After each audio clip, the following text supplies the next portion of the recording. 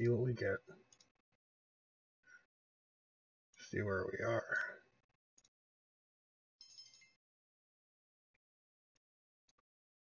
Okay, looks like everything's live and we're good to go. Hey everyone, thanks for tuning in for another game development stream. Today might be a little bit of a short one, as I just need to finish off the corridor actor we built on the last stream. If I have a little time, I may get into doing a little bit of level traveling between the downtown level and the apartment level, but let's just get to this. So right here we have our ruin corridor level. I believe where we left off, we were able to travel to and from on both sides. You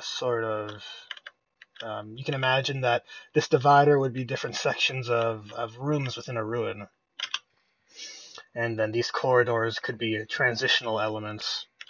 I mean, that could be a faster transition, but I'm not really too worried about making them faster. Right now, I want to create a child class. Let's create ruin. Yeah, so we'll just right-click, create child class, and just give it a appropriate name. Ruin corridor.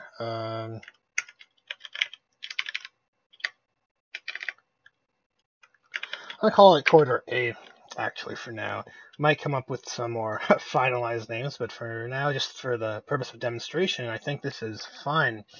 So I'll open up that blueprint, and here we have the child class. We can see the parent class for it is our ruin corridor, and if we go to the ruin corridor, we can see it's just the interact is the parent.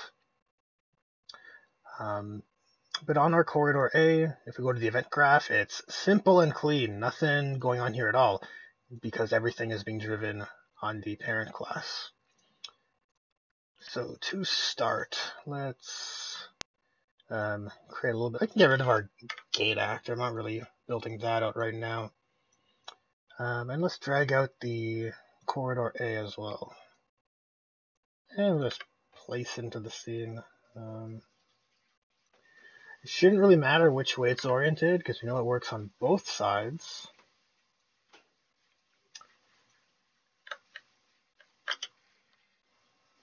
Yeah, it works like a charm.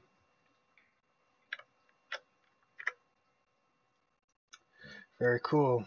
Very cool. So we'll have our... Actually, I'm going to move the parent class over to the left side and the child class over on the right.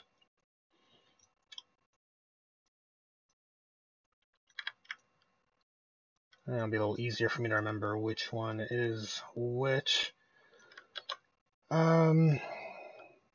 Okay, so what I want to do here is sort of customize these pieces. Now, it shouldn't be too hard because with the parent class, we're able to...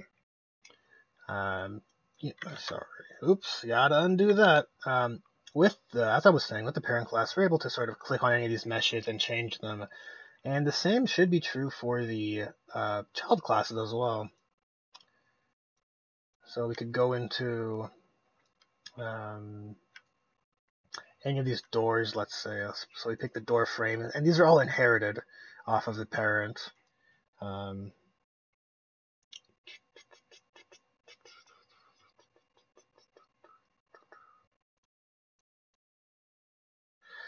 And the way we want to set this up is most probably on the construction script. So let's head over there. We have the call to parent, and we know that's going to execute all of this, right? Whether or not we can lock the gate or not. We can set that up here. Finds if corridor is locked.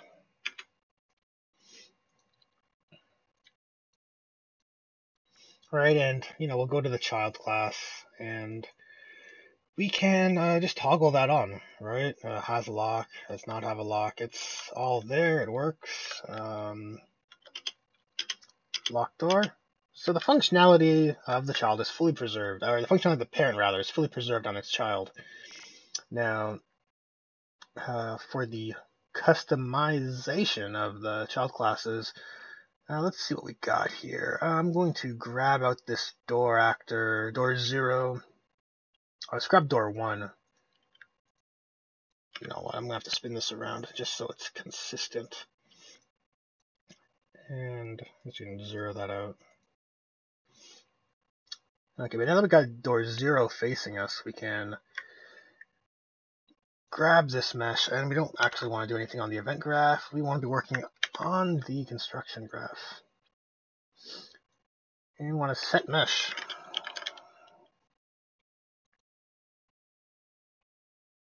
Whoops, set static mesh. That's better. And then now we have an input for our new mesh that we want. If we leave it empty, it should just use the default. Actually, if we leave it empty, it just does nothing, because we're setting a new mesh and we're not defining what it's supposed to be.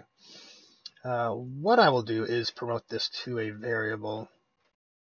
Call this door mesh.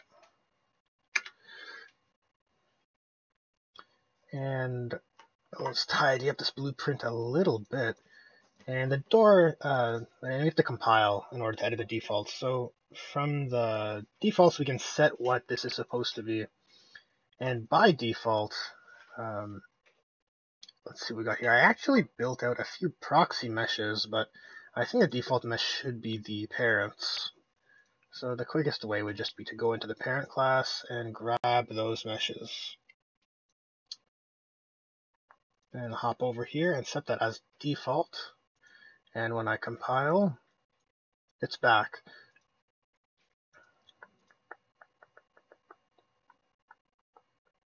And I want to do this for several of the elements, including the doors as well. So maybe door mesh is not the greatest name for this. Maybe it's better to call this a door frame mesh. Set that up here. Probably want to duplicate that and then also have, sorry, you don't want to duplicate a reference to that same variable. We want to duplicate the variable itself. And we'll call this one the actual door mesh.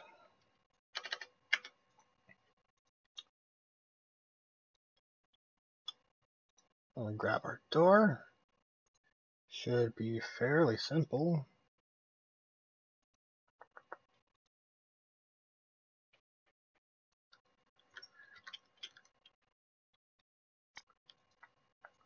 Door inherited, door.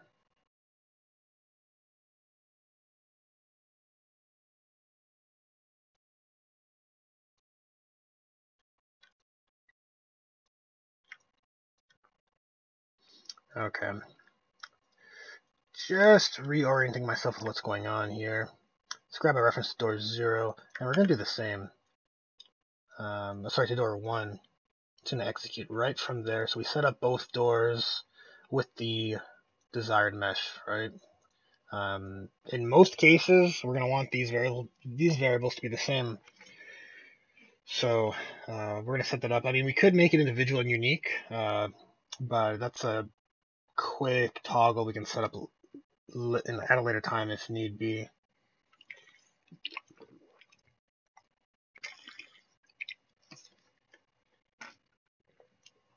Excuse me, just having some water. Okay, so we're going to want to set up almost all of these meshes to be customizable. We have corridor wall, corridor floor, and a ceiling too, although it's hidden.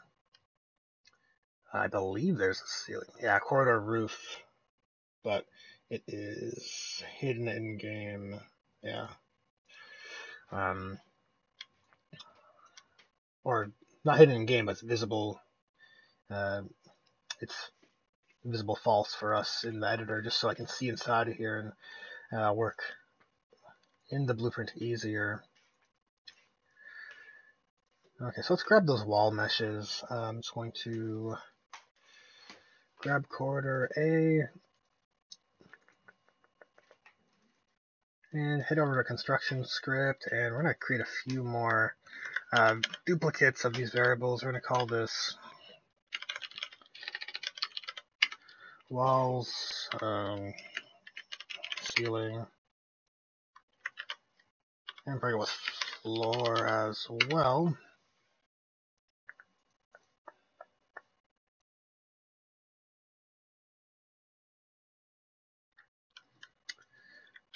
And to be honest, it's not anything fancy here, just setting up the same functions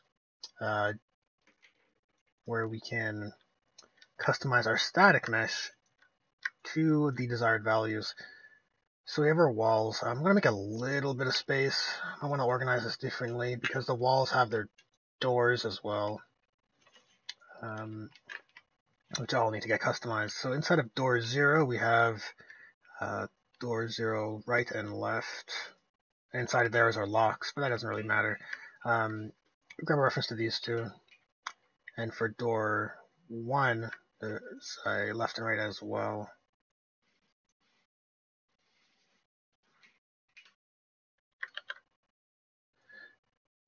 I wonder, can all of these feed into the same? No, they can't. No, they cannot. Okay. Whoops. Definitely did not want to delete that function. Okay, let's pass all of these through. Door left, door right.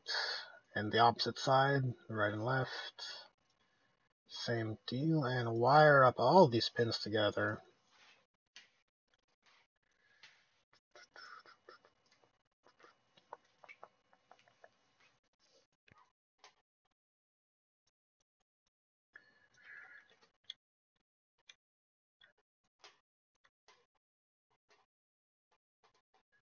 And try and stagger them so the readability is decent.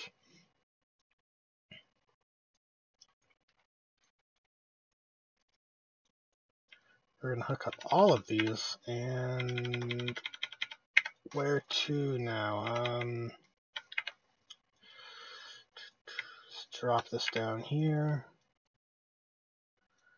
Okay, and then after we set up both door frames and all the doors for each with the desired door mesh, let's actually grab that mesh and set it now before we forget.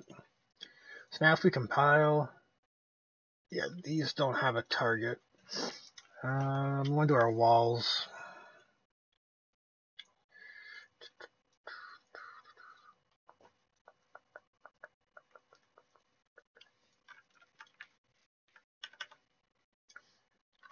And we have wall left and wall right. Those are the ones we want to set up here.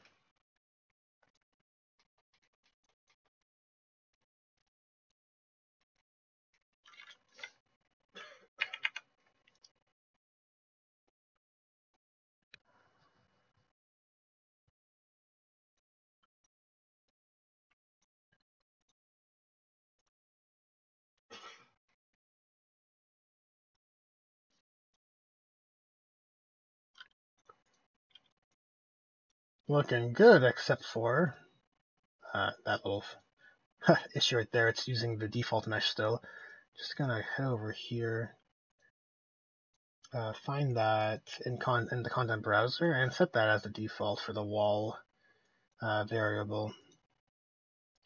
Set that up, compile. Let's take a look. Looking normal, as it should. Okay, the next two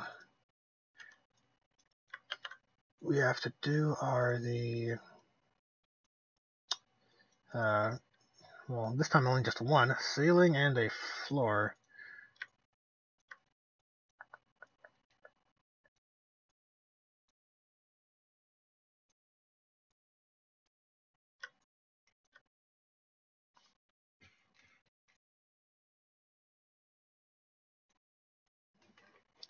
Whoops, these are actually the targets, not the new mesh.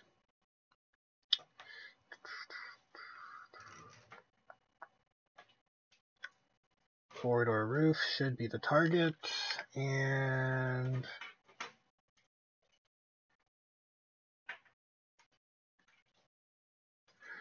where is it? Oh, it's the default, it's the root mesh. Okay. Well, that explains why I couldn't find it.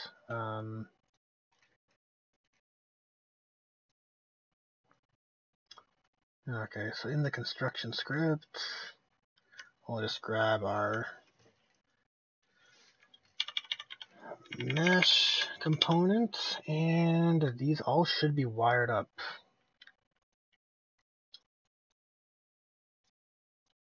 Yes.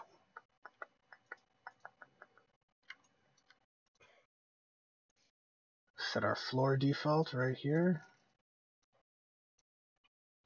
And our ceiling default would be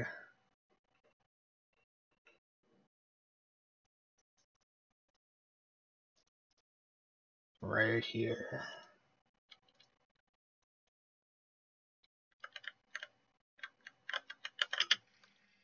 Looking good. And functional. Okay. So where are we? Right, so in my proxy folder here in my project, I've set up some simple meshes, just threw them together.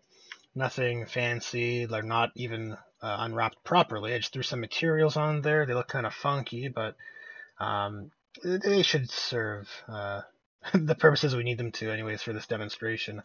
And those ones we're going to use to create our unique child class. So we have all these variables created, and we can set them. We can set their defaults. What we can also do is expose them by toggling this little switch here, making them public, so that we can customize it outside. So in our level editor, while we're level designing, we can actually change all of these based on exactly what we want them to be, which is quite nifty.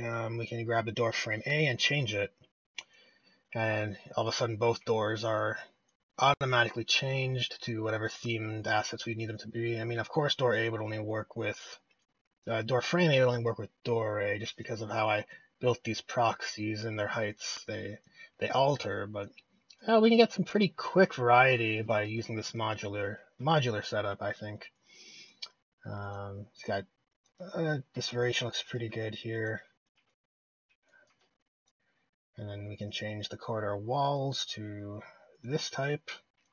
So we have a little bit more detail, some curves, some angles rather. And I think even the floor should be customizable.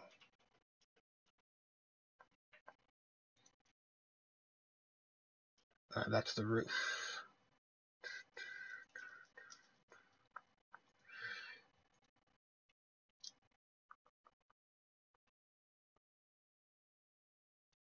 Let's find that roof mesh. Oh, I thought it was a different one. Okay. Well, we don't have a alternate option for the roof, but to be honest, it's sort of negligible, I want to say. So, I mean, obviously this is not a two-sided mesh. I threw this together real quick, but it's actually functional in terms of the instructions with our parent class. And if we go through again, you can see there's a little bit of gaps in the mesh that's been modeled. But again, it's just the meshes I pulled from a random scene I had on my computer, so they aren't perfect. But this is the corridor actor. It's fully functional and now fully customizable, which is pretty sweet.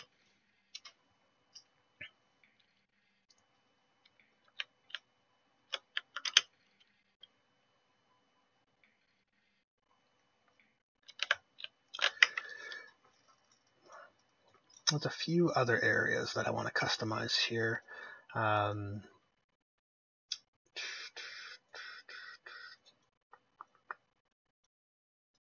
depending on your level design needs, you won't need to actually make these as variables on the child class. You could just, set the new static mesh here, and then on each parent, or on each, you can make a new child class for each version or set, or like however you want to phrase it. Whatever your theme is that you need, you could have a new child class for that theme.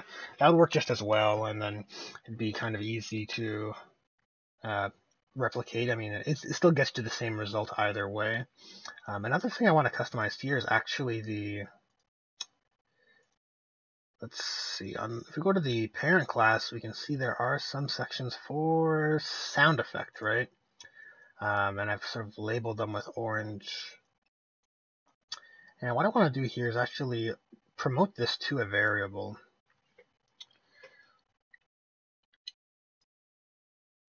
What door close sound effect. Right, and that's what we want to be playing. Let me compile and set the default before I lose the reference. Oh no, it automatically maintains the reference, which is sweet. Maybe that's something new they added in 4.16. Promote this to a variable as well. And if we compile, awesome, the reference is maintained. And we'll call this one door open SFX.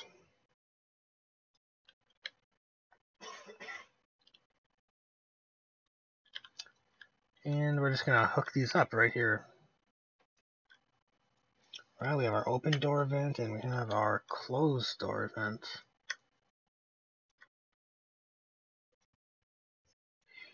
And this way, on our child classes, we can change these variables.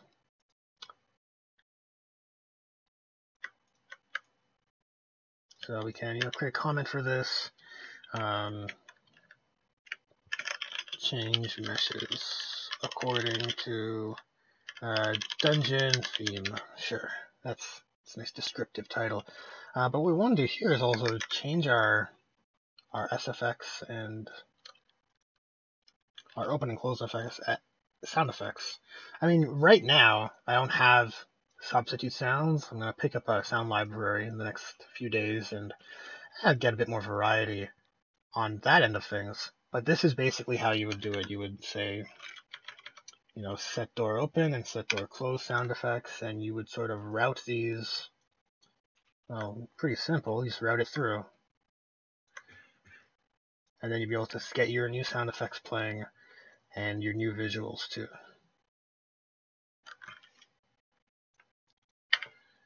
But for me right now, don't have sound effects or custom sound effects at this time to sort of vary it up. But you know what? I'll leave a note for myself in the future. Set custom sound effects using the variables located on the parent actor. And then I'll have a little reminder. So when I come back to this and have totally forgot all the work I did, I have a little bit more context. Let's save all, actually.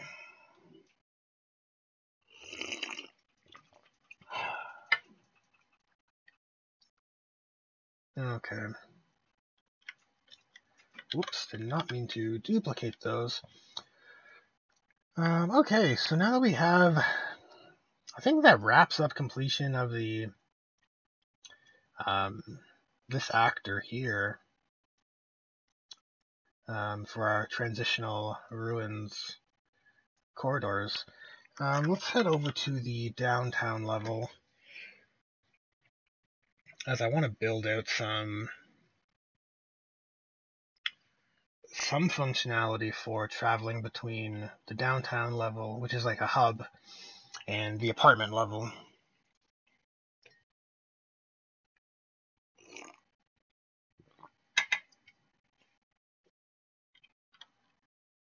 I give that a second to open.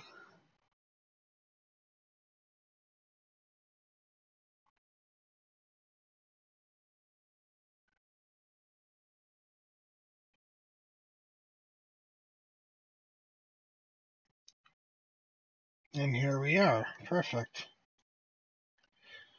So first of all, let's move our player start over. There it is. And we're just going to hold shift so we can move along with it. So if I hold shift and drag, now our camera follows, which is incredibly useful. And let's move this just over here. basically, we have the apartment complex here, and what I want to do is be able to sort of head inside, right? I mean, right now this actor is just calling an interaction and then ending the interaction immediately, because that's what the parent class does by default now, until we create specific instructions to overwrite those on the child class. So let's see here. What do we got? Downtown apartments. This is a static mesh. And right here is the actor interacting with just a proxy interact, which is pretty funny. So, excuse me. Looks like it's time to create an actor for the downtown apartment complex. Let's head over to our actors folder, into Havenlock City, and yeah, these are actually all the houses are checked out because we implemented some new roofs, which look pretty cool. A little bit more detailed, which I like. But which one are we going to pull? Probably a shop would be a good base to start with. And not a child class. We have to make sure it is actually the junk shop, the original junk shop here. Because we have all this function. We don't want inherited junk that is going to be in the background. So I'm going to Control W as a shortcut for duplicating, and we're going to just name this A for actor. Downtown apartments.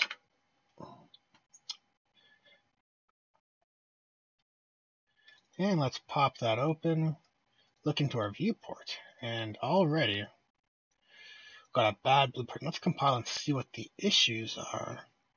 Not compatible with self. Oh, yes. I get it. No worries. Let's close the junk shop parent now. We're going to be deleting most, if not all, of these.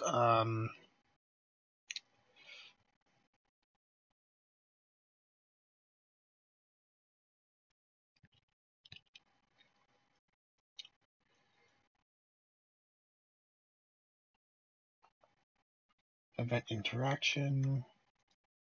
Let's just delete this for now.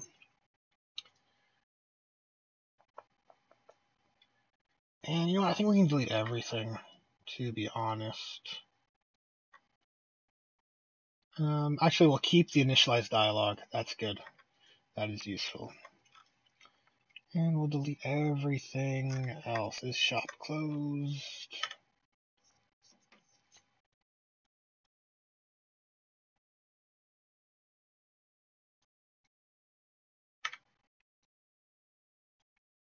Shop inventory update. We should not need that either.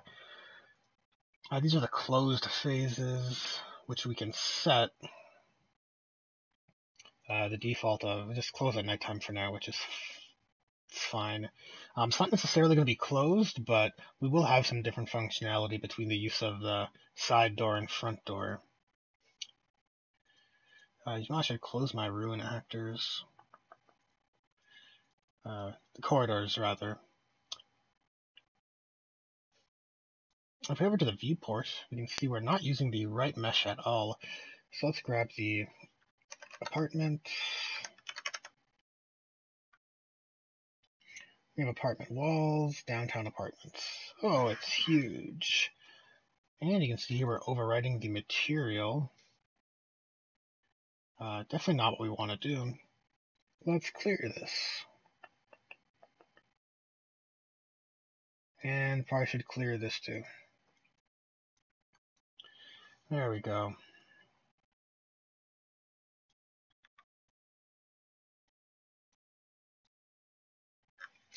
And I'm going to set this up at the center of our actor's orientation.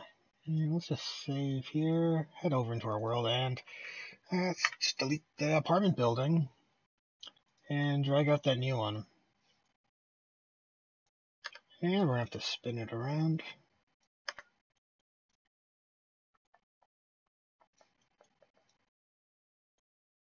Oh, it's funny. We have all these actors that were just floating meshes. Now these could be just attached onto our parent or onto the actor itself. It really want to make that big of a difference either way, as they don't have any function inherent, like any base function that we need to inherit.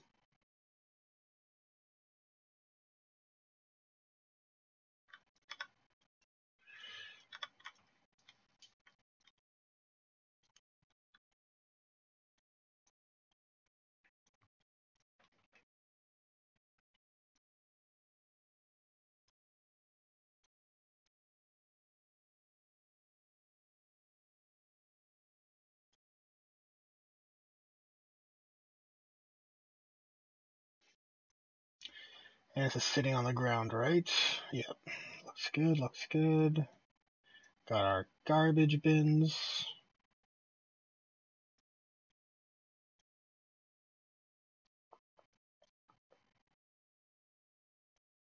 Got a open back here, which is a little funny.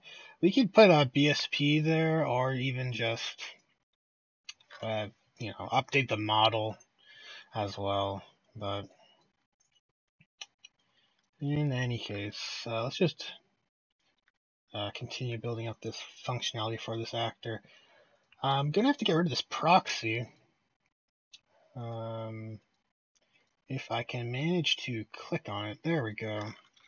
Let's delete that because we have our parent classes inherited.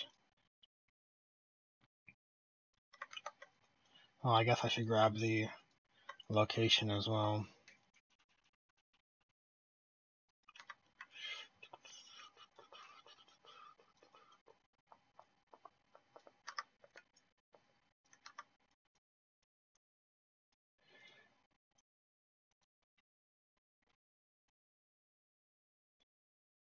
And let's make this a bit wider,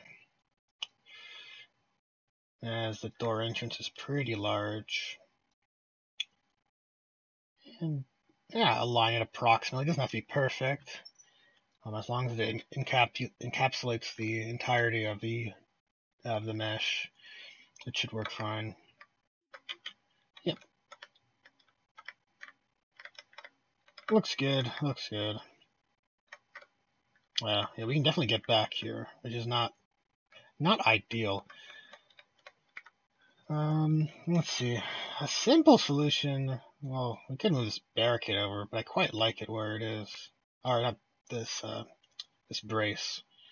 I was thinking of doing something like this, but yeah, I don't quite like that.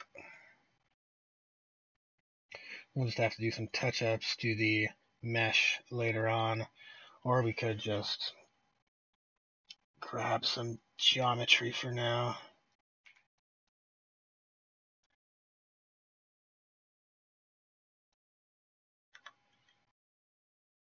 That when we playtest, it won't be terribly awkward. Let's just set this as 100 by 100 and pick something aggressive like 2000.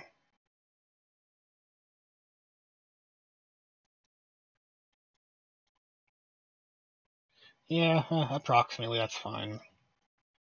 And probably need another one on the other side. Just gonna duplicate, Shift, Alt, and drag to create that.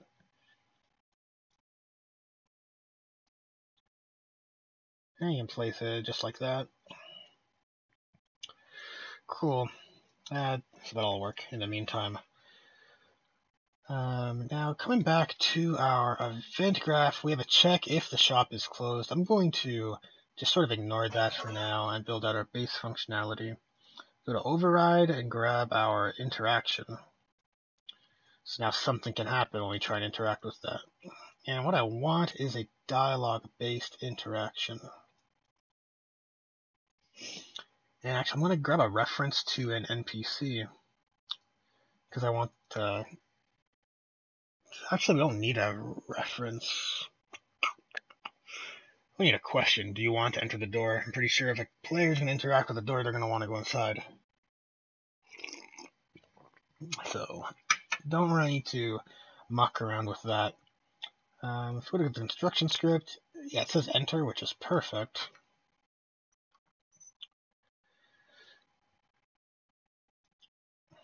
So you know what? Actually, we might just need to use this.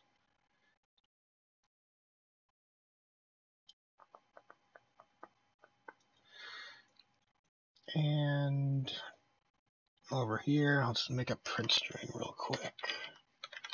Print string. It's locked. Whatever.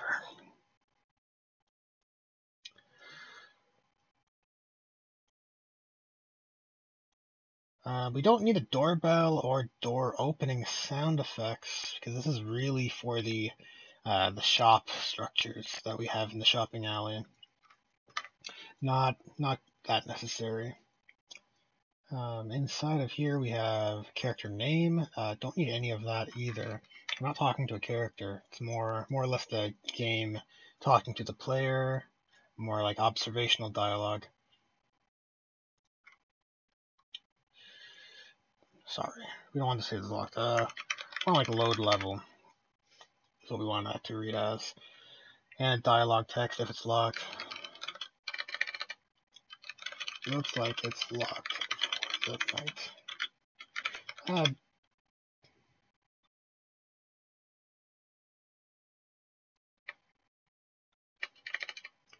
Like the you know what, this is better dialogue. It looks like the front entrance is locked for the night. Yeah. Is last dialogue correct? Actor face set to 1? Nope. Not at all. Don't do anything over there. Yeah, this actor shouldn't require any phases, I don't think. If we play from here and we head over there, we have our print string was called, which is cool. So that would load the level. And if we fast forward to nighttime, it's really dark on the street. We probably want to add some street lights. But let's just test this out first. Locked for the night. So yeah, okay, so that works. The only thing that was forgotten was that we need to end this dialogue as well. So I'm just gonna pull the junk shop actor again, just so I can grab that and see exactly how it's being called on the parent class. I'll have an exit dialog. We have an end interaction called on the parent class. From parent, and let's call an end interaction. Okay, now let's test that out, make sure that works. Oh, whoops. Can't forget to make it nighttime. Okay. Oh, works well. And we'll add functionality to enter through those, but we need to make the level load first. And if we come back through here, we get our load level print string, which is perfect.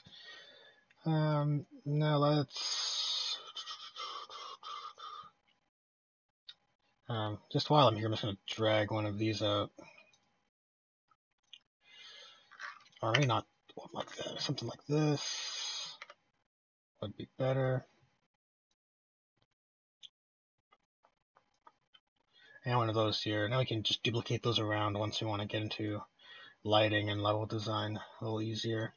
So those are there for the time being.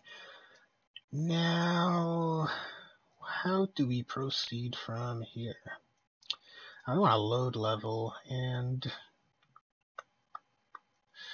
I believe that gets called from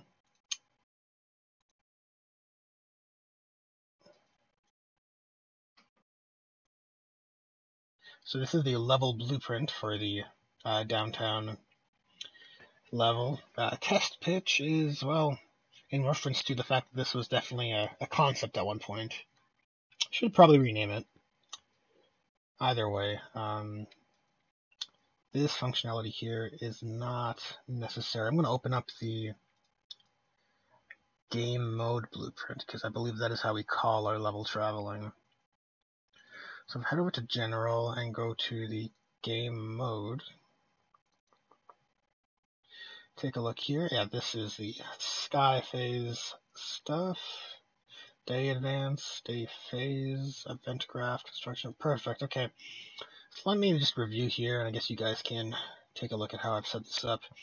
We have our begin play.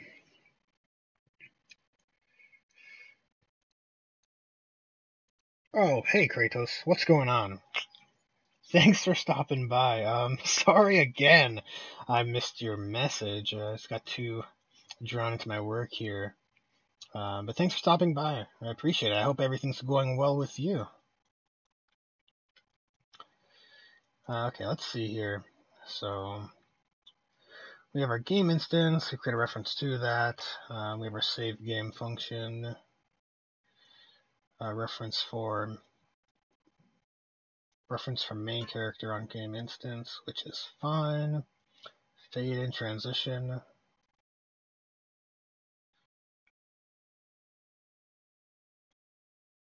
I see. Stash head. This is sort of like not a cheat, but just populating some stuff into the player's stash on play, which is actually a pretty cool feature. Feels almost like a Game Shark or something, like we're cheating, just giving the player some items they shouldn't have from the get-go. Anyhow, let's see here.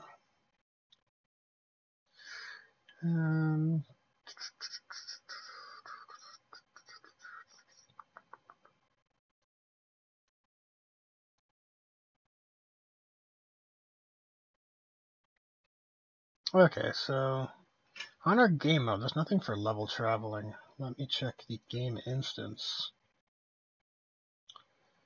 Now we have our mission handlers, item stash, update bank functions, and next day execute. Which is fine. That's strange. I recall having set up some level traveling already. I wonder if some of that functionality was lost when my computer crashed and I had to move the project over. I sort of recovered most of it, but I knew a few files got lost and were ruined. In any case, let's begin building out that function. We have our downtown apartment level. What we want to do here is see if we can make this happen. We want to load level, I believe is how we do it. See if I can reteach myself how I did this. Load level instance. Nope. We don't want to load level. We want to open level. And we have our level name. If I go to... Well, we don't have to go to load level. We can just go to our maps folder. And we can get our level names. Like, Havenlock _ apartment. That's the level name that I'm looking for in this case. Havenlock apartment. So you think it's that simple, but there's a little bit of fine tuning.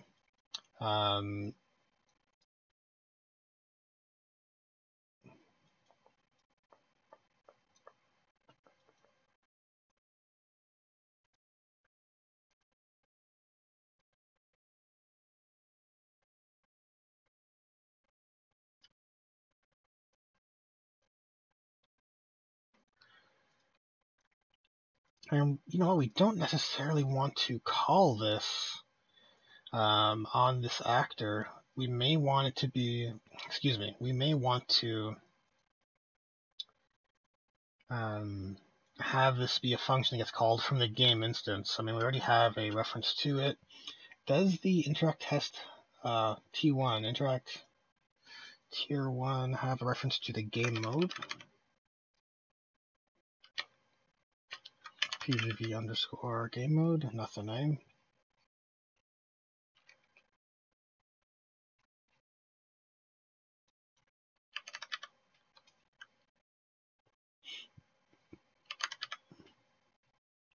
Oh, we definitely do have that reference, so I'm going to get it. And we're going to have a function. Let's create a new function on our game mode. Actually, it might just be a new event. Might not need to be a function. Or maybe it will be. Let's just see. I'll call this a load. No, I don't want to use load level because there are built-in functions to Unreal for loading and streaming and opening levels. We'll call it level travel. We can always rename it if that's not suitable or if it becomes confusing. So it's not set in stone. And then from the game mode reference, we should be able to call level travel. Perfect. I'm just going to cut this, paste that into here. And on the game mode, gonna hook that up through here. Just going to grab this, pass that through. That way we can set the level to open from, well, not the level blueprint, but from the called function. And I think there's there is an underscore there. Pretty sure all that stuff matters. Options, a string of options for the level travel URL. I don't exactly know what options that would entail. Probably should read the documentation regarding this function on the wiki. However, now this should work, right? Because if it's not nighttime, basically, we're able to come out of here and travel to our level. That should work.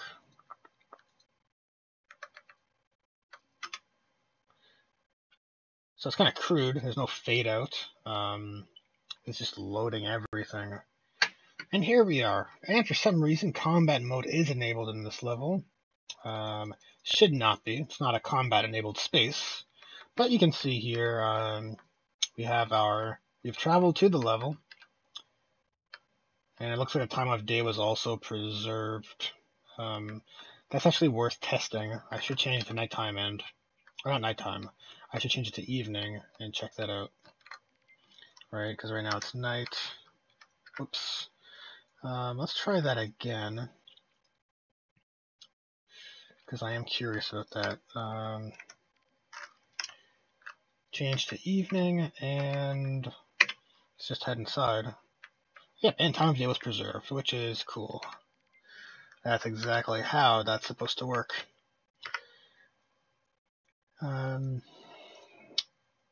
So that is the core of the level streaming,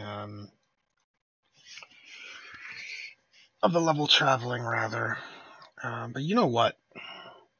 Now that I think about it, this needs to be done on the game instance. The more I think about it.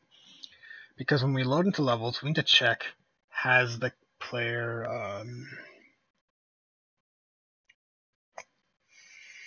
traveled to here? Actually, we don't have to check, because you always travel to a level to get there. But what we have to check is where they are deciding to spawn. And in a level like the apartment, it's not that big of a deal. It's a small space. There's only one entrance and exit, or entrance/exit. Let's head over there now. I do want to actually set up that default setting so that it does not have combat enabled.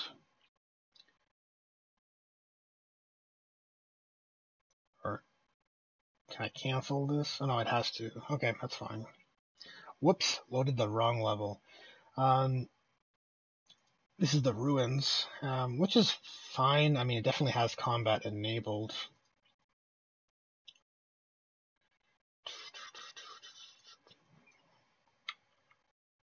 here's what I want to do. Let's go back to our Havenlock City level. I want to check out the ruins, unfortunately.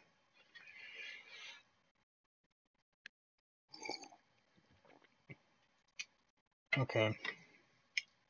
Back here, I'm just going to open up the level blueprint.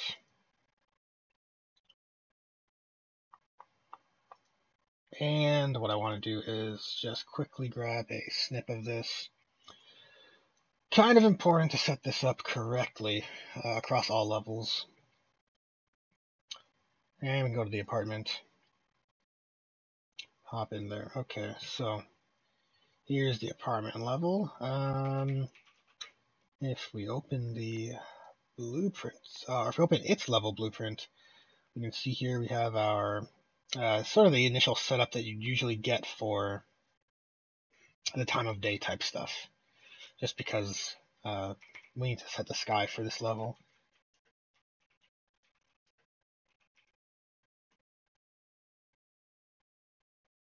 So a setup similar to a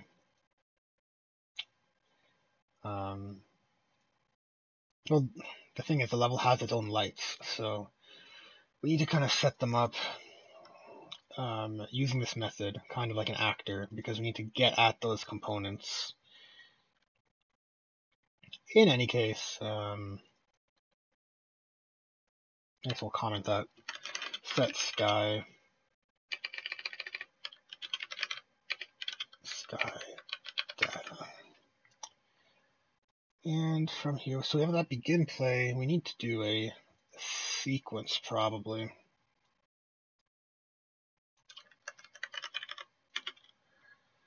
Let's move that to 0. I think the first thing we're going to have to do is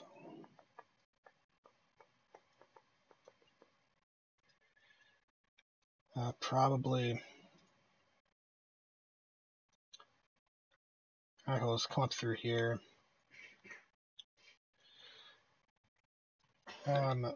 Promote this to a variable. Call this project involve underscore game mode.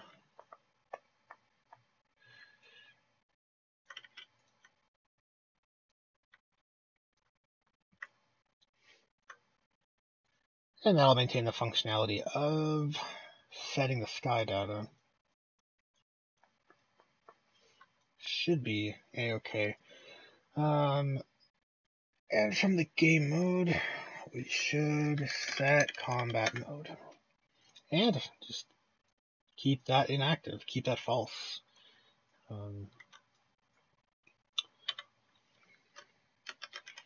Set if level has combat functionality enabled for player character. Cool. So now if we hop in here, oops, gotta check that out. And once Unreal is up, we can hop in there. And as you can see, combat mode is not enabled. I'm pressing my attack buttons. That's cool. And it's just sort of a, combat-free space, which is cool. We also have an exit location that or an exit actor we need to set similar to the what we have on the other side, where we're traveling from the downtown level. We want to travel to the downtown level from there. And like that other actor, I don't think that needs to be a... Let's check it out. I don't think it has to be a question that needs to be answered, right? We would have a function to overwrite, which would be interaction. We used to use these end events for children, no longer necessary. Sort of optimize the way our interactions are handled. I was going to get rid of the child classes and just overwrite the parent class, which is it's the better way for things to get done. And we have, so this is actually something we need to incorporate to the load level, this sort of black transition. I don't need this stuff though. exit animation, and no need for that either. And end interaction, don't think we need to have that. So let us copy both of these to the game mode. So what we want to do is, when we're going to load a level, we want to fade to black, basically. The game mode, by default, if we look at the event graph, we have a fade in from black already, right? Where we play the exit animation, we fade in from black, looks smooth and not jarring, right? And we want to replicate that on the level transitions. So let's see here. We go to the apartment door.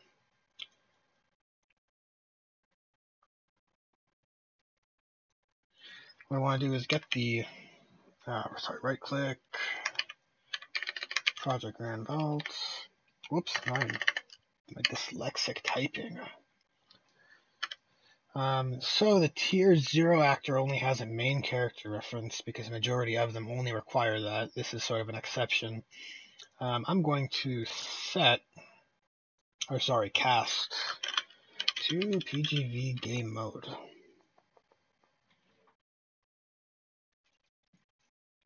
And the object is the current game mode, because that won't fail, simply because the world settings has that set by default as the game mode. So it'll never not fail, and because of that, we could convert this to a pure cast. And then we can go to travel to level and call that again. And the level we want to travel to would be, let's see here. So our maps folder. It's important that the name is exactly the same. Copy reference.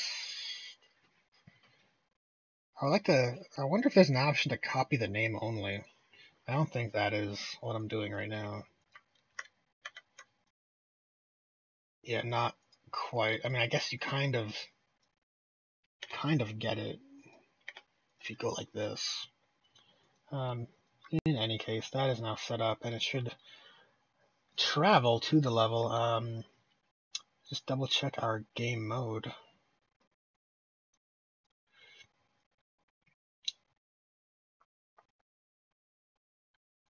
We have our level travel. Let's turn off set combat mode. Yeah, so we have our black transition, and then we travel. Now, just to double check, I didn't break the sky earlier. Yeah, it looks good. That's a bit weird.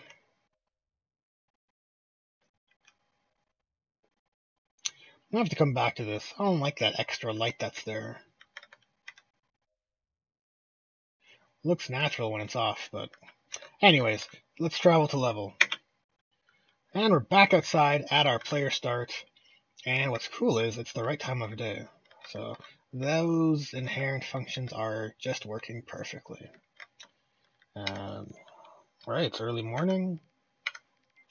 If I fast forward the time again, we get, it's daytime. And if we enter into the apartment building, still daytime, which working like a dream.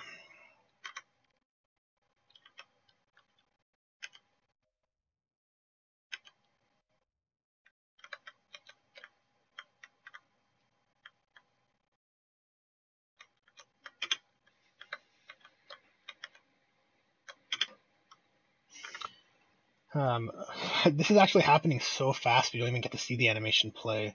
So what I'm going to do here is actually take a look at the animation length. Hopefully I don't have to check this out. So let's see, the fade in animation is 0.5 seconds. So maybe go with 0.6. Just so we get a little bit of a hold. And let's apply that here. Let's grab a delay.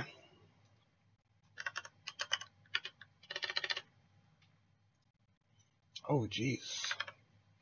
So, as you can see, we cannot add time-based functions to functions. That was something Unreal changed in a really early version. I think it was causing conflicts and errors, depending how people were setting it up. So to remove that, they just disabled the ability to call, timelines and delays inside of a function. So instead, we're just going to expand this node and create a new custom event. I'll just duplicate this. Probably delete that. Call this level travel. I think the references will be broken, unfortunately. Can't really help that. Let's create our delay now that we're able to, and call this at a 0.6, and the level name. Hook that up like it was before with the input.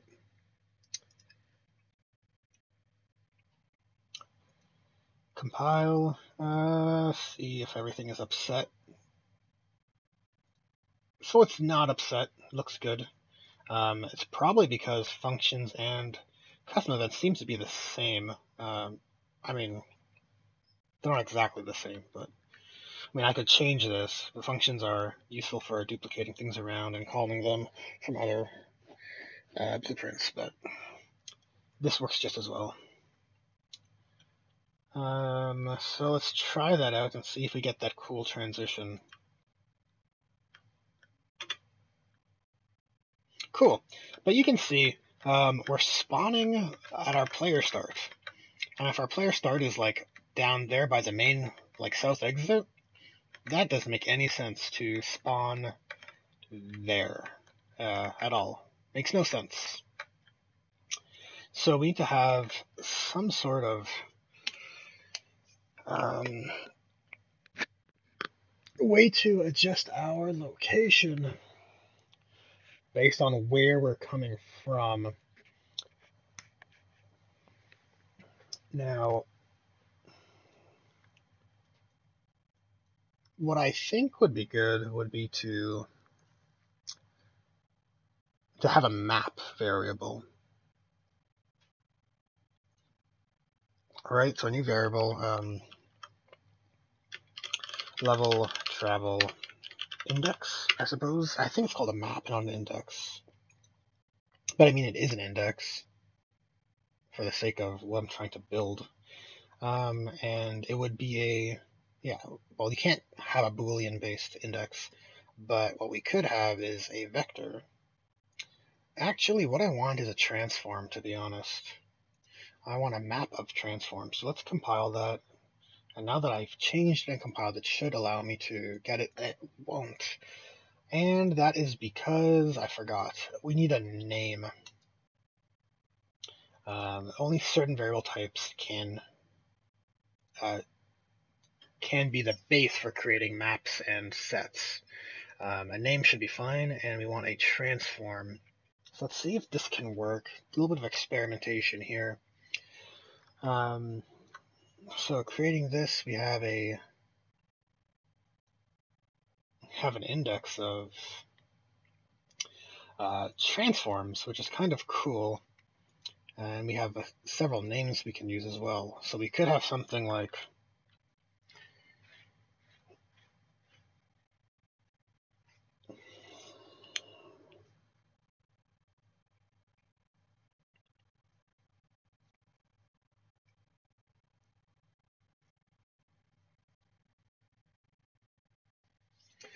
I wonder if there's something we could create on the level blueprints for each one. Sort of like once we spawn there, we can call an event off the begin play from the game instance. It would have to be the game instance, depending where we're traveling from. It's just especially important for levels such as like the downtown, where there are different shops and entrances and exits, and you want the player to not teleport around where they're not supposed to be.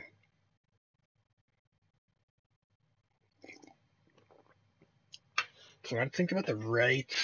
There's always there's always, like, I feel 1,000 ways to program anything, and among those 1,000, there's probably like 100 that are right. Okay, that's like, I'm fudging the numbers, but there's several that are well, and there's definitely a few that are ideal. So I want to find those ideal ways to program these events. And I want to say that programming the transition on the blueprint, on the level blueprint, might be better, because if we can grab a reference to the actors in the scene, and let's see here, save selected, of course, because I built all of these shop actors, and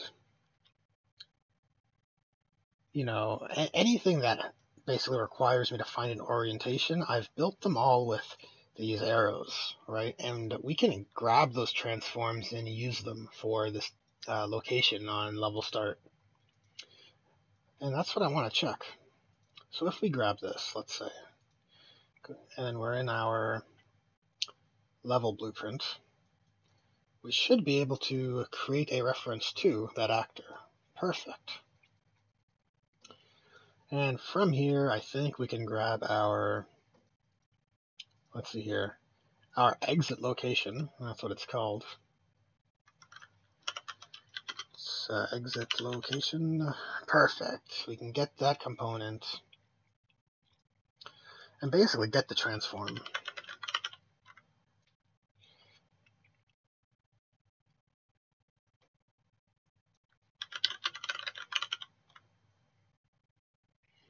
Get the world transform. So if we're looking back at our level travel index concept, the idea was we would have an index of all the level names and the data, right? The actual transform data for all of the, apartments, junk shop, Southgate, Westgate, all that stuff. And based on what's coming in, we could pull the transform out. But what might be better is to have it be handled here. So in a sense,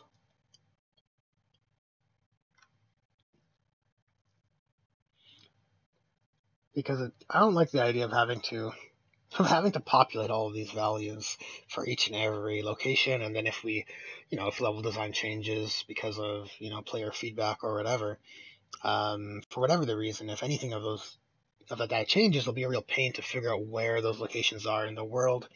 It's much better to have the reference arrow, I think.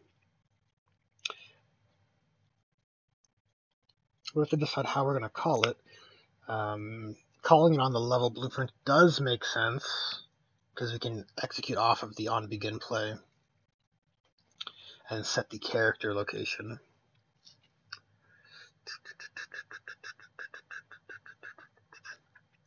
And it'd be cool also if we have it on the game mode. If the game mode is handling it, like it is handling the level travel.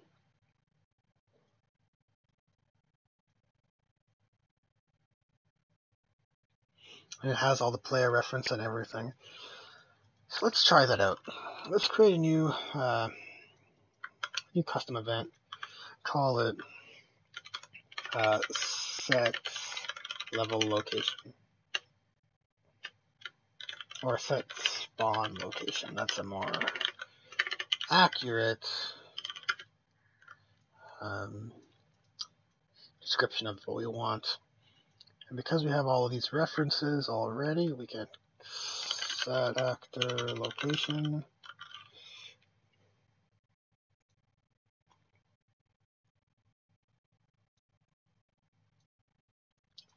I want to set actor rotation as well.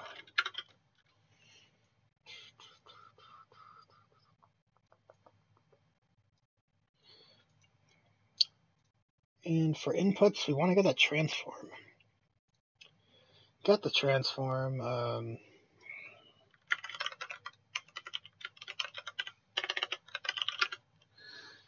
Transform.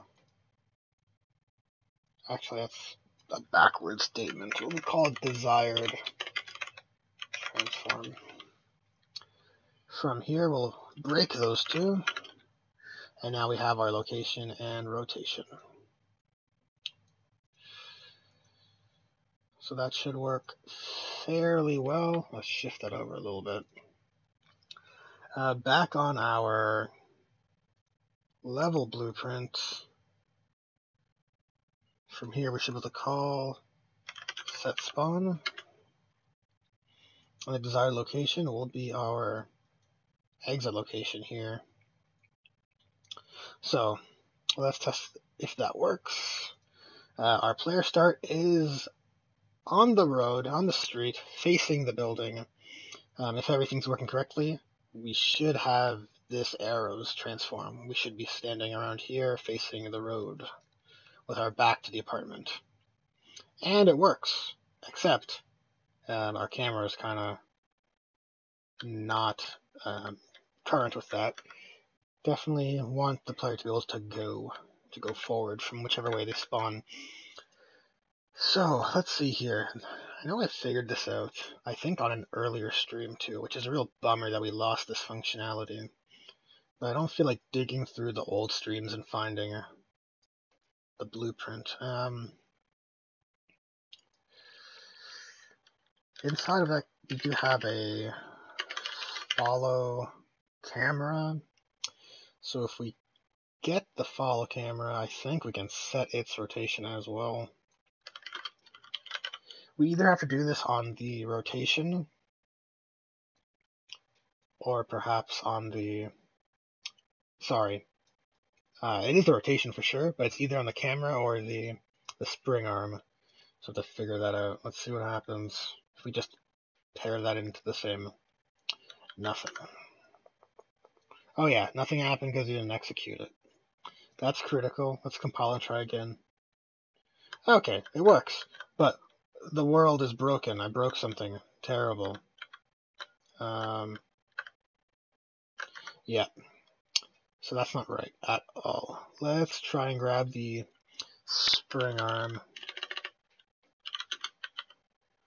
Or not add spring arm, let's go to the camera boom component, I think that's what it was called. And let's hook that up here and try that again.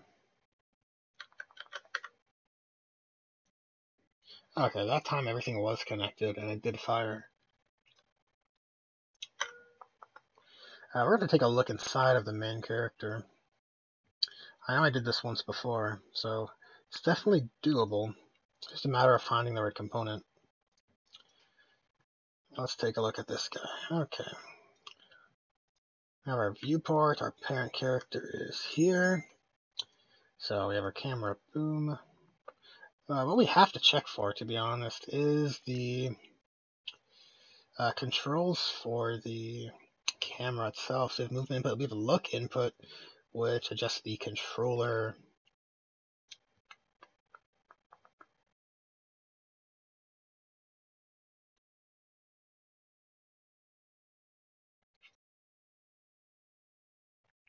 Oh, you know what? I'm a goof. We actually have a built-in function for this. Instead of trying to reorient everything, we made a function for camera reset. We should just call this. And the camera will be right behind the player. Unfortunately,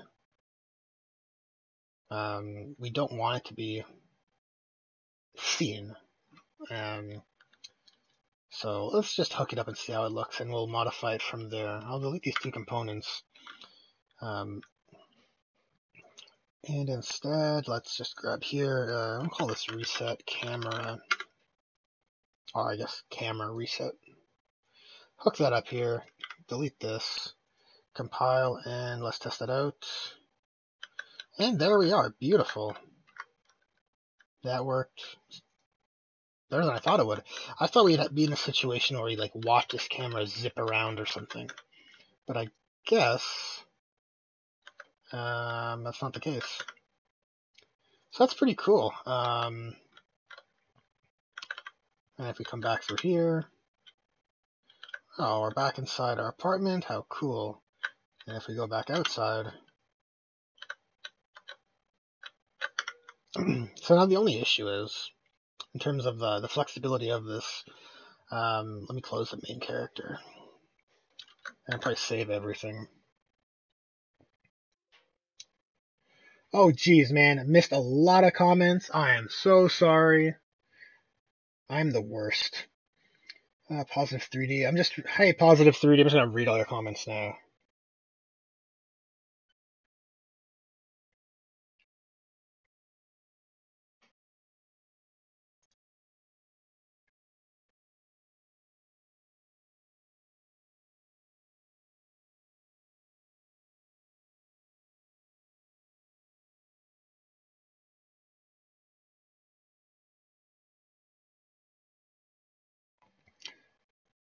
Okay. Sorry about that. All caught up. Hey, Julio. How's it going? Man, I need some sort of like some light bulb. Some light bulb to like flash red in my room when I get a comment or something.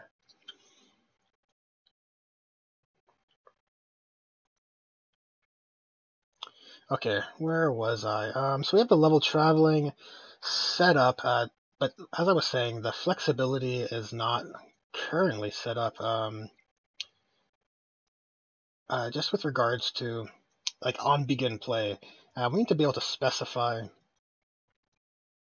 depending which way we're coming from, we want to set um, to use this location because you know what, there are other locations too.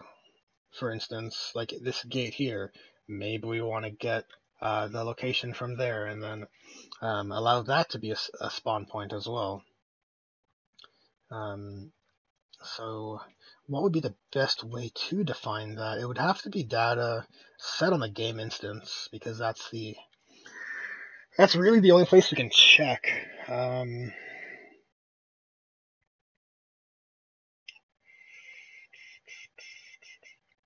Yeah, it's the only place we can check if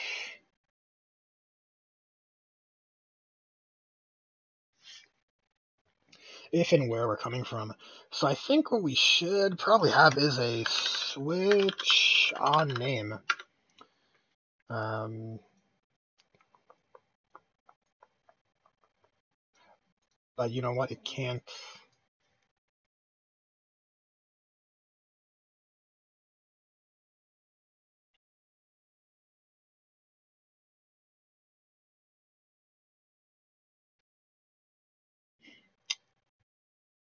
This would work, but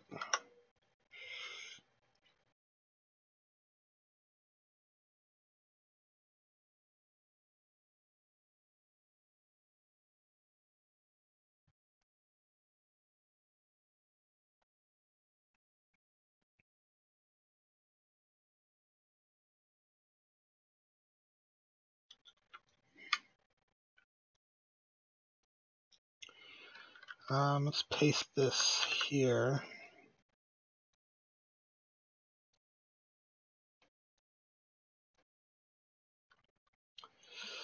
Yeah, the first thing we do is set reference to the game instance, so this should work.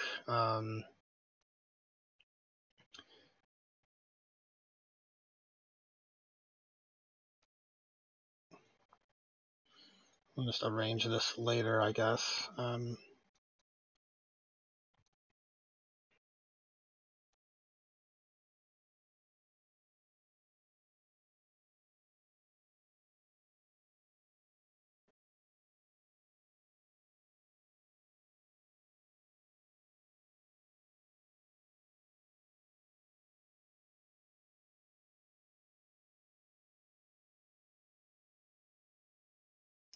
Oh, I see your comment, Positive 3D. I was interested in how you do the actual travel, how you save locations to all your zones.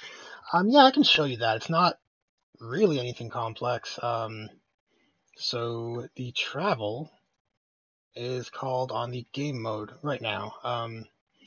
This custom event level travel with a level name input. This is just for a black transition effect. And then we use this function built into Unreal, open level, and we just input the level name. And the level name is just the maps in the maps folder. of your project. You just actually input the actual name of your level that you want to travel to. Um,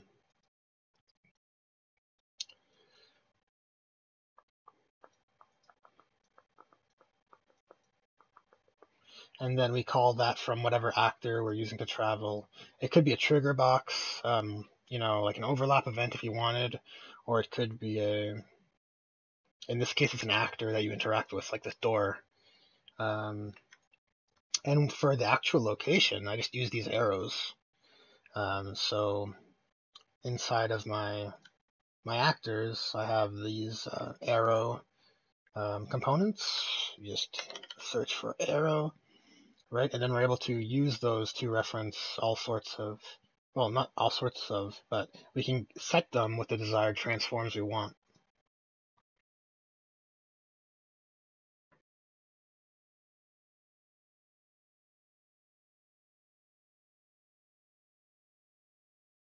Okay, positive 3D. I see your question now.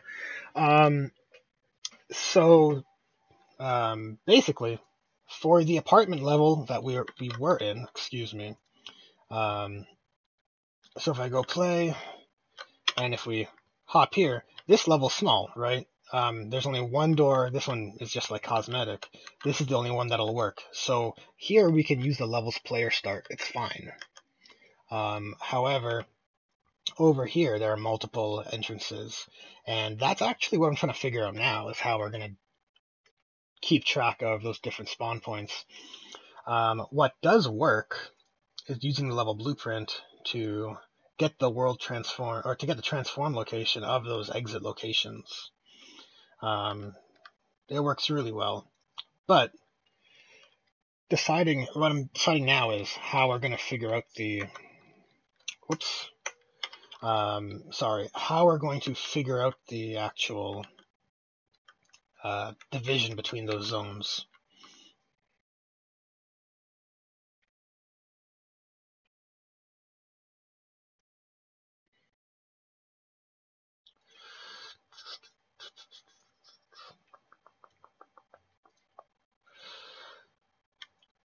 That is true, Julio. We could have any number of player start actors, but we still need to define when those actors are used. What I was thinking of doing was setting this up on a game instance. The game instance is the only place we can store data between levels. So, but that might mean maybe level traveling should be handled there instead, right? Let me organize this so it's a little bit more.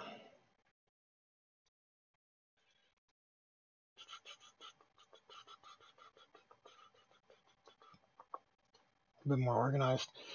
Yeah, let's close these functions. Oh, geez. Okay, hold on. Hold on, everybody. Um, looks like there is something set up here from my past self. We have a black transition, time dilation. Oh, yes. This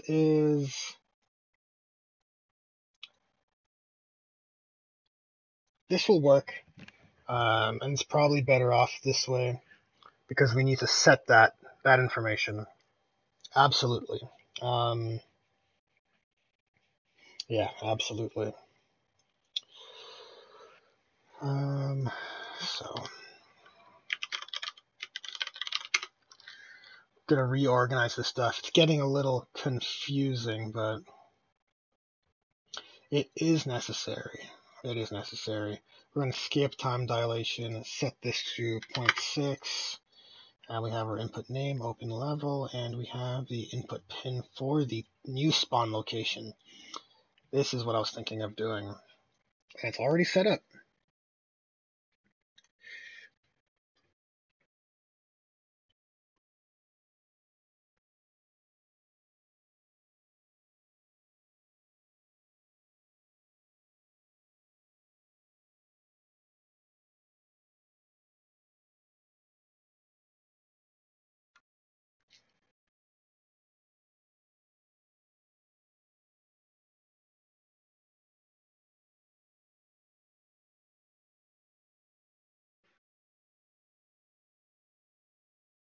Oh, very interesting positive 3D.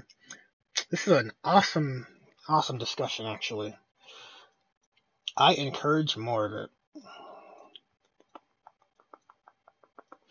It's pretty cool that we can like all communicate and help each other.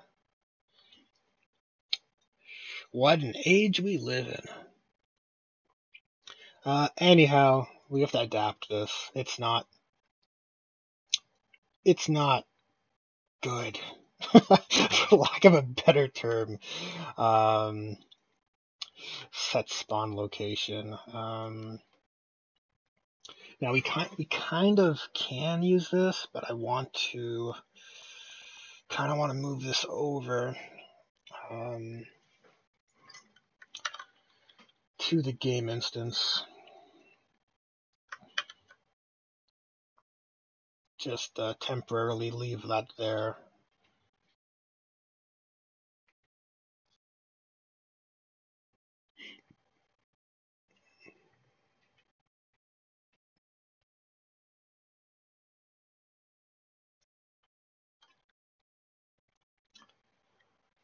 Let's see here.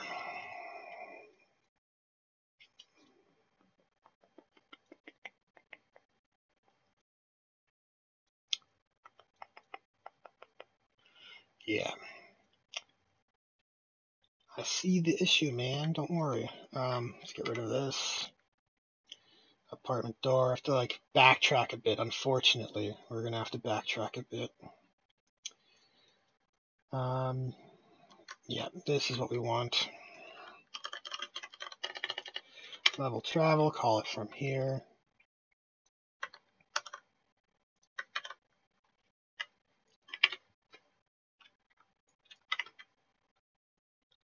And we want to just forget about this.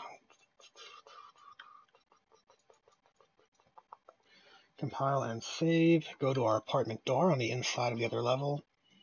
And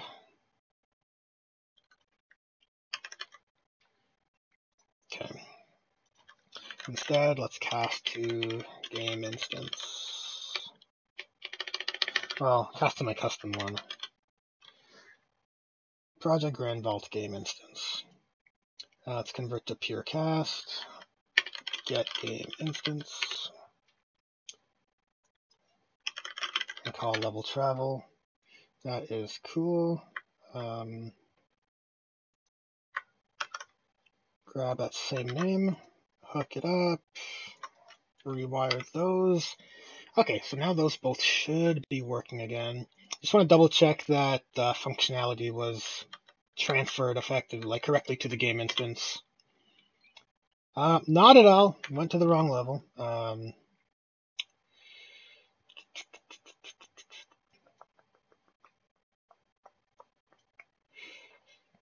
I see.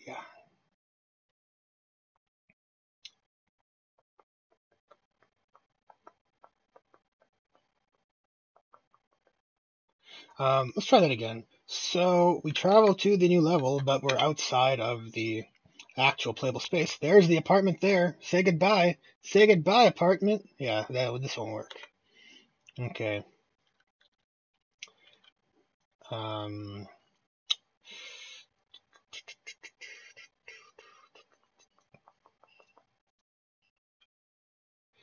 head over there. We have a delay, new spawn location, open level.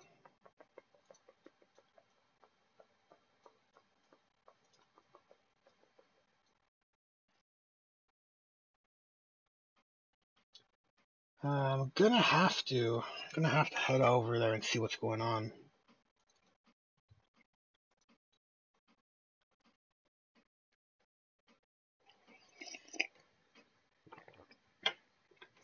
Yeah, Julio, it should be.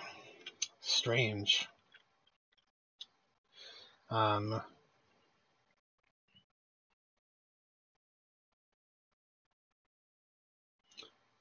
begin play, fade and transition, add to stash, level travel.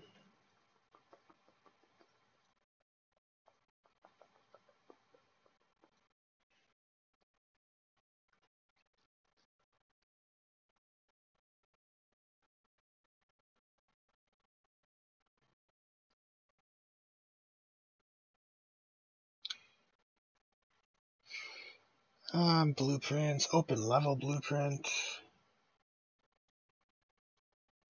cast to game mode, that's fine. Set to sky, that's cool too. But we should be using that player start. And we do, but not when we travel here. Let's take a look at that character. There may be some built-in functionality. I have to remember what my past self did here. And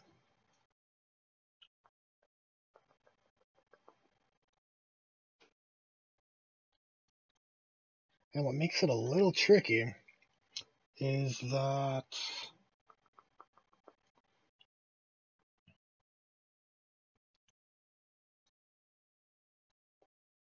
might have to check out Vance directly.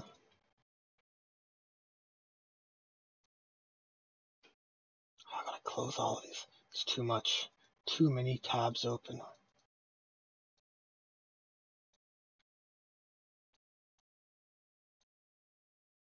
Okay. What do we got here? On parent, load from game instance. Okay, so what's going on there? Load from game instance function.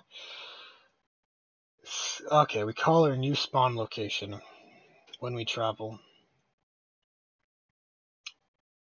And that is only if we are loading. Fascinating. Okay, so that's why we teleport. We need to specify that spawn location.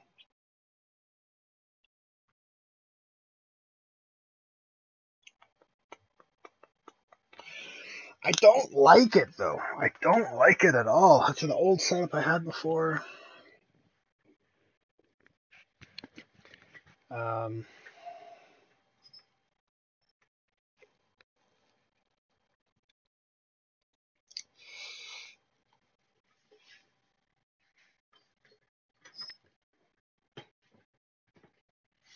hmm.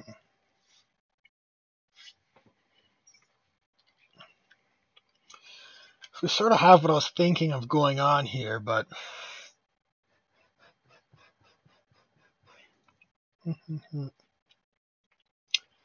yeah, we're using is loading and the black transition doesn't matter, but this matters.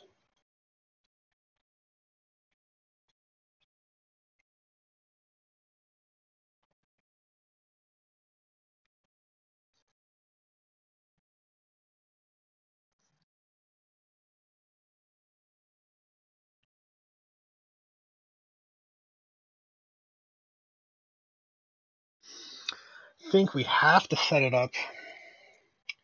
Let's get rid of that for now. I'm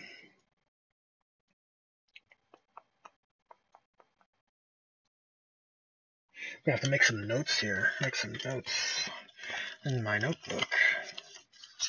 Because this is something I do not want to forget.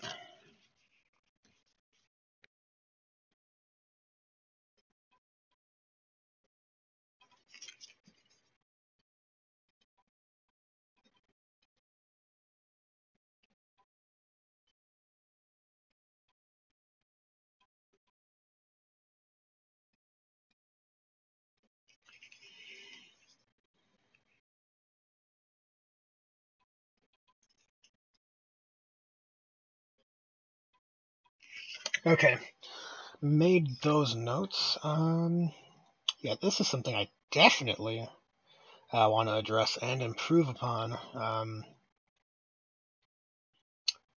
This is all fine, but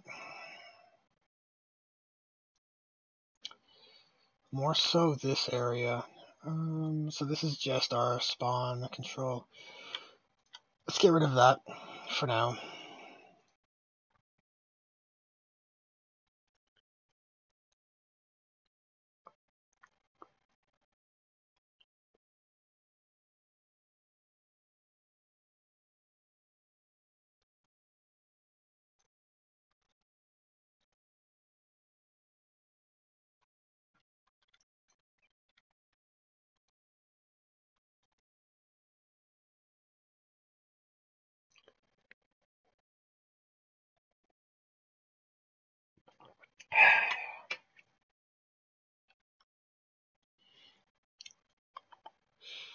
Okay.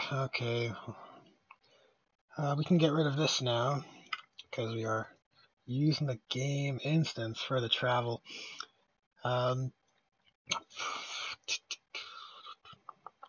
Okay. Let's get back to our downtown level.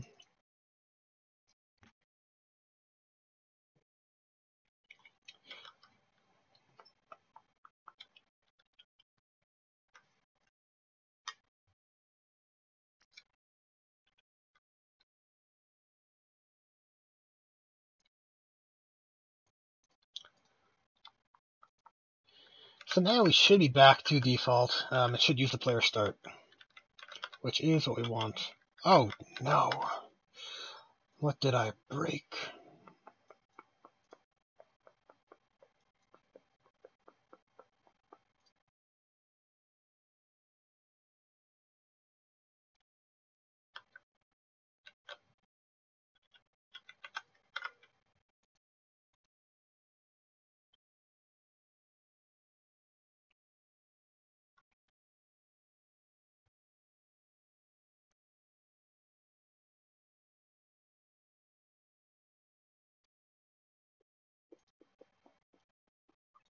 That's fine.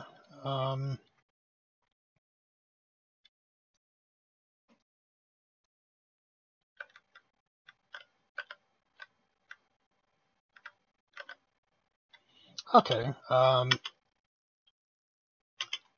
That's working. But not that.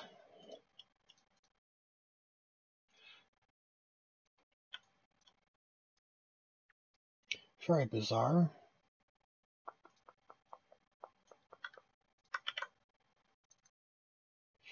Yeah, same parent class, they should both work. What is the meaning of this?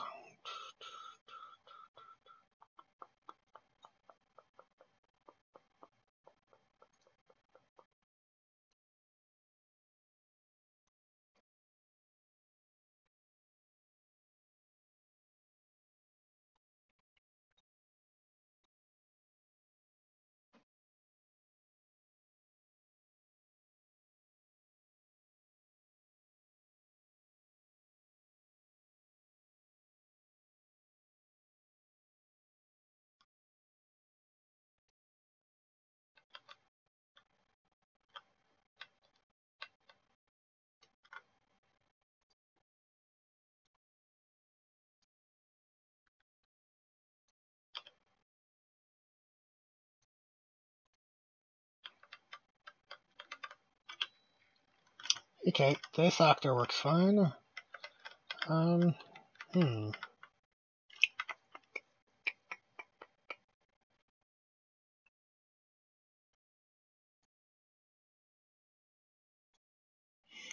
have to proxy this out.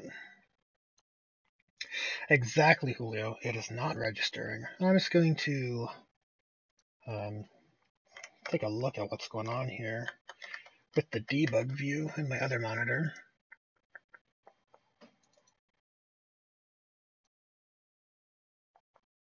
Let's grab the right actor to follow.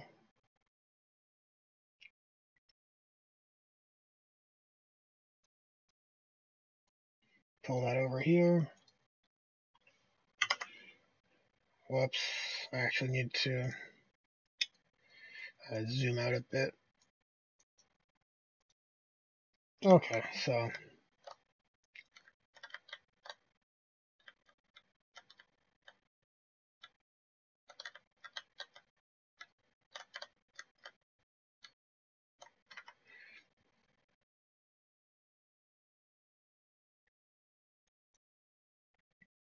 it's very strange. For some reason, it's failing. It's failing the Boolean check, where the other actors are fine.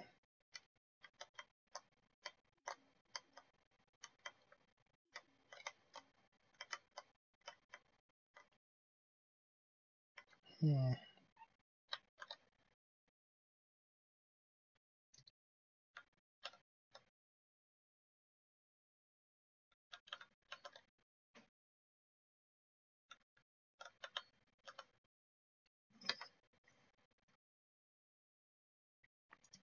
gonna have to.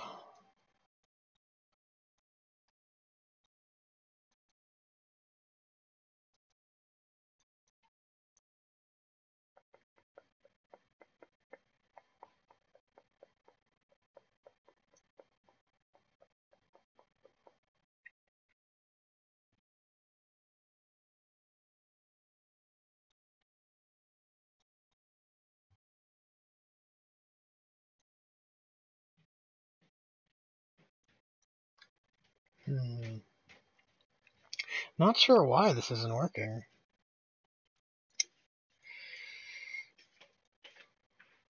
Very bizarre.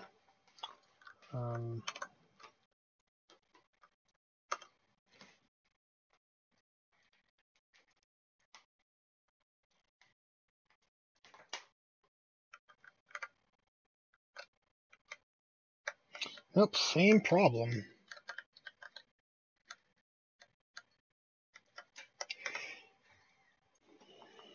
What's strange is that it was just working. Oh,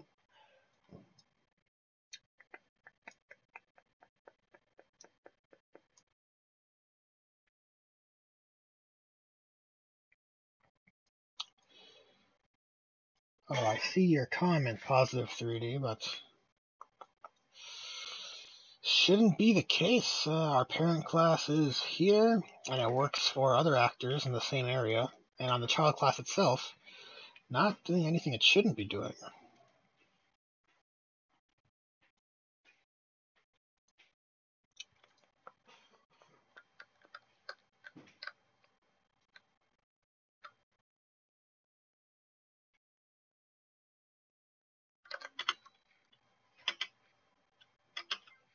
Yeah, these all work.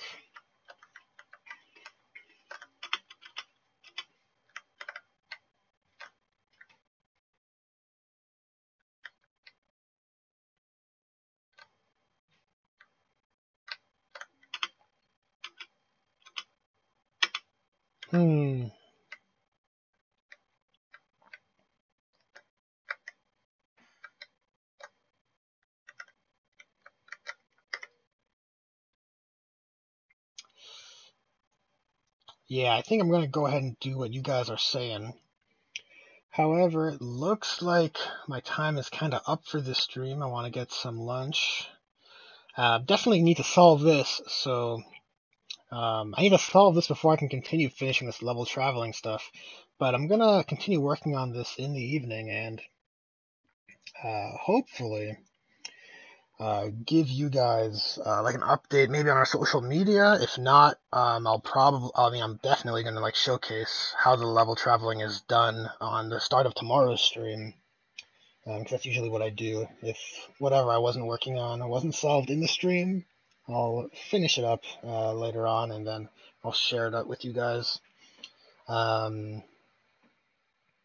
Anyhow, thanks for watching, guys. As always, we appreciate the activity in the comments, and it's good. You get a sense of community going. Anyways, I guess I'm just going over the same old stuff. See you next time, guys. Later.